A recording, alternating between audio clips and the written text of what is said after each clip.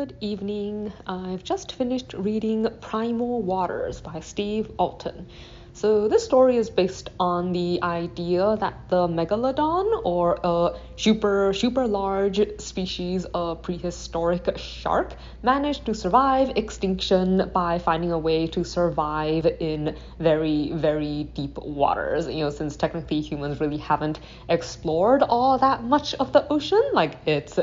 kind of a popular theory I guess people have, where you might have species down there that we really don't know about. But anyways, so in this particular story, like, this species of shark was rediscovered some years ago when people setting up equipment down in one of the deep fissures in the ocean ran into it, and it eventually led to a specimen being captured, I guess, and kept for a while in an enclosure.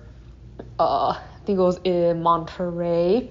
Only it escaped again some years ago, and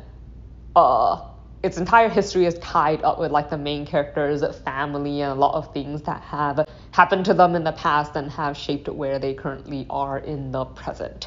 So this story follows a lot of main characters, though I guess the primary one would be Jonas. He was one of the original submarine pilots who ran into this shark, and he's really famous for having been eaten by a specimen and managed to survive the experience. But in the current day, his family is pretty down on their luck because they spent like a huge amount of money with the shark exhibit stuff, and then when it got away, like, it caused this whole string of unfortunate events where now he's having trouble like paying for things that his family needs. He's not really getting invited to speak anymore, and he's kind of hitting like a midlife crisis because he's in his 60s and feels a little bit like none of the dreams that he imagined for himself have materialized, and he's feeling like he didn't really accomplish anything, and yet at the same time is like reaching the age of retirement. So when he gets offered a chance by a reality television show producer to be part of a TV series, he takes it, both because it gives quite a bit of money that his family badly needs, and because it's kind of a chance to reconnect with the adventurous younger part of himself, I guess. So the television show is called Daredevils, and it's on people who do a lot of really dangerous stunts for the hell of it, I guess. Frankly, I really don't know why anyone would do it or why anyone would watch it, but in this book, it is a very popular show. And what Jonas doesn't realize, at least not right away, is that there's actually someone kind of plotting behind the whole thing, and that he might find himself face to face with this giant shark that escaped like the enclosure years ago again, and have to deal with a lot of the nightmares, I guess, that he and his family lived through way back when. So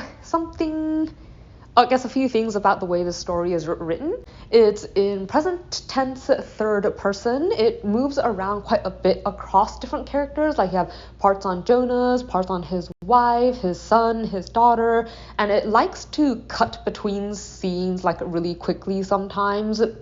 which makes it feel a little bit like it's what you might do in a movie or something when you're trying to create a feeling of suspense. It also has a scattering of sections throughout the book that are written a little bit like a nature documentary, because it's following a specimen of the megalodon shark from like hundreds and thousands of years ago and like what it's doing. So you kind of have like these bits on